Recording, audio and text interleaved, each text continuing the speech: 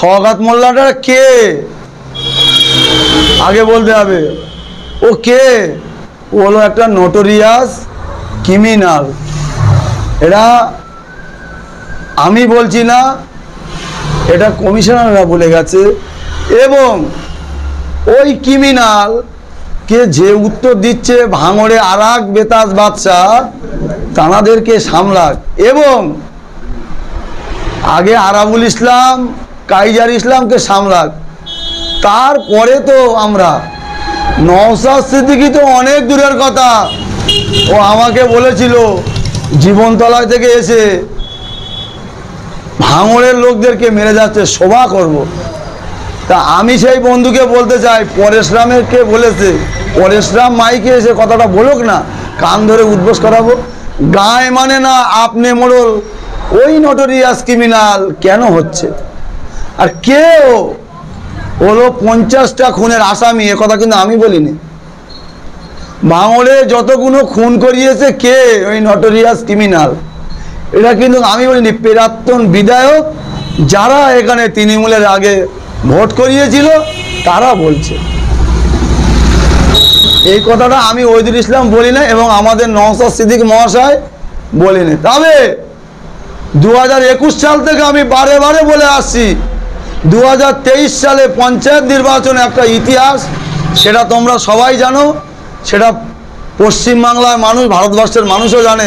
ভাঙড়ে কিভাবে নিরীহ মানুষদেরকে মারা হয়েছে, কিভাবে ক্যানিংয়ের মানুষকে বুলডোজার দিয়ে ঘর ভাঙা হয়েছে, কিভাবে জলকাল লুট করা হয়েছে, কিভাবে মানুষের বোম চাষ করা হয়েছে, একজন পঞ্চায়েত সমিতির মেম্বারকে কিভাবে বাড়িতে হামলা করা হয়েছে, কিভাবে বাড়িতে বোম মারছে, কিভাবে দরজায় গিয়ে লাথি মারছে, কার নির্দেশে?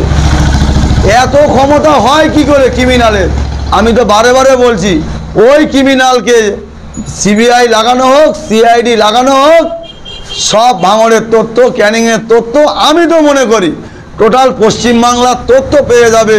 ওই নোটোরিয়াস ক্রিমিনালকে ধরে জেলে পুরে দিলে এই দক্ষিণ 24 পরগনায় ভাঙড়, ক্যানিং, গোসাবা থেকে শুরু করে আর কোনো মানুষ, কোনো মায়ের কোল খালি হবে না, কোনো কাউকে জলকাল লুট করবে না, কোনো জমি দখল করা হবে না, কোনো মায়ের চোখ দিয়ে পানি পড়বে না।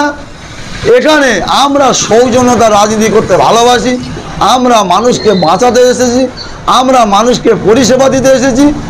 আমার SIR NRC নিয়ে যে আওয়াজ তুলছে মানুষকে হয়রানি করানোর জন্য, কেন বড় বড় কথা বলে না? আমি দেখে নেব। এটা হলো টাকার এপিট আর টাকার ওপিট, ফের বলছি আমি। তাহলে আমরা আন্দোলন করছি পশ্চিমবাংলায়, কলকাতার রাজধানী বলে আমরা চিনি, সেটা আমরা সেখানে আন্দোলন করছি। তোমার এত জ্বালা ফাটছে কেন? কেন নওশাদ সিদ্দিকীকে মারা হলো? তিনি একটা MLA, তার অধিকার আছে, আমাদের অধিকার আছে। নিজে একজন পঞ্চায়েত সমিতির মেম্বার, আমার অধিকার আছে মানুষের কণ্ঠ আওয়াজ তোলা। তাহলে বারবার বলছেন যে নোটোরিয়াস ক্রিমিনাল, আপনি বলেন, আপনার দলনেতা, আপনাদের দলের চেয়ারম্যান নওশাদ সিদ্দিকী বলেন, এটা একটা বাংলা অর্থ নেই? আপনারা ইংরেজি অর্থটা ব্যবহার করেন কেন? না নোটোরিয়াস ক্রিমিনালের মানেটা আপনারা জানেন না? দেখো, নোটোরিয়াস ক্রিমিনালের মানে আমরা সব জানি। বলুন তাহলে বাংলায়। আমরা তোমাকে তার প্রমাণ আমি তোমাকে দিয়ে দিচ্ছি। তাহলে একটুকুন আমাকে সময় দিতে হবে, আমি তোমাকে দেখেছি ছবি প্রুফ সমেত আমি আপনাকে দেখাচ্ছি। এটা আমি বলছি না নওশাদ সিদ্দিকী বলছে, না নওশাদ সিদ্দিকীর লোকজনরা বলছে, সেটা প্রমাণ করে দিচ্ছি আমি। একটুকুনি 1টা মিনিট ধরুন, আমি প্রমাণ করে দিচ্ছি। তাহলে আমাকে সেই প্রমাণটা বার করতে হবে।